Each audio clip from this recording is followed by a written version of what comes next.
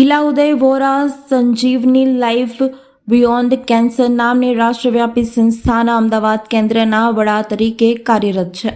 કેન્સરથી લઈ કઈ રીતે બચી શકાય, શારીરિક તપાસ, તંદુરસ્તી, જીવનશૈલી, કેન્સરગ્રસ્ત લોકોની સારવાર તથા સંભાળ જેવા વિષયોને આવરી લેતા વાર્તાલાપ વેબિનારનું આયોજન આજ રોજ ડભોઈ સમતા કેળવણી મંડળના ઉપક્રમે ડભોઈ વન વિભાગના સહયોગથી રાખવામાં આવ્યું હતું, જેમાં ઇલા ઉદય વોરા દ્વારા કેન્સરના દર્દીઓની સારસંભાળ અને તેની સારવાર અંગે મહિલાઓમાં જાગૃતિ લાવવા પ્રયાસ કર્યો હતો. આ પ્રસંગે ડભોઈ વન વિભાગના RFO Kalyaniben Chaudhari, forest Hansaben Rathwa, Kajalben Rajeshwari, forest JG Barot સહિત સમતા કેળવણી મંડળના અધ્યક્ષ છાયાબેન ગુપ્તા ઉપસ્થિત રહ્યા હતા.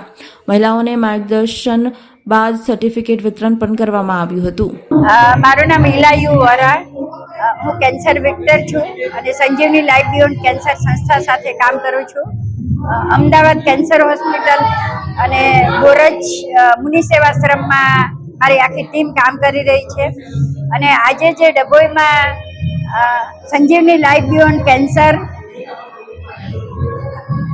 સમતા કેળવણી મંડળ અને ફોરેસ્ટ વિભાગ દ્વારા આ કાર્યક્રમ યોજવામાં આવેલો છે, જેમાં ખાસ કરીને કેન્સર જાગૃતિ વિશે આ સીવણની બહેનોને જણાવવામાં આવેલું છે.